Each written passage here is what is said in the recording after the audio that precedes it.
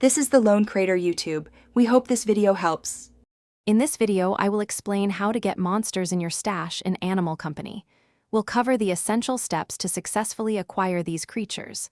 First, we'll dive into understanding where and how monsters appear. Then, I'll show you clever ways to attract them to your desired location. Finally, we'll discuss the best practices for safely adding them to your collection. Get ready to enhance your game. Monsters in Animal Company don't just pop up anywhere, they have preferred habitats. You'll often find them in darker, less explored areas of the map. Pay attention to the time of day and weather, as these can significantly boost their appearance rate. For instance, some creatures are more active during nighttime or specific weather events. Knowing these patterns is key to finding the monsters you seek.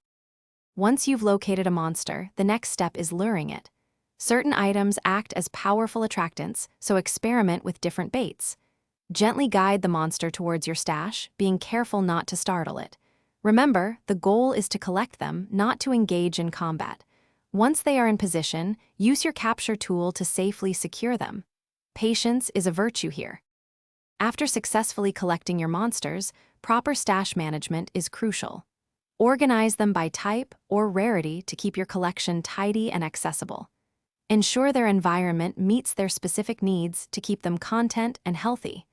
This might involve adjusting temperature or providing certain resources.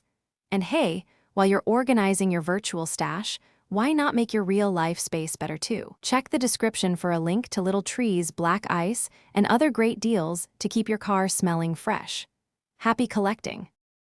Thanks for watching. Consider subscribing if we helped you.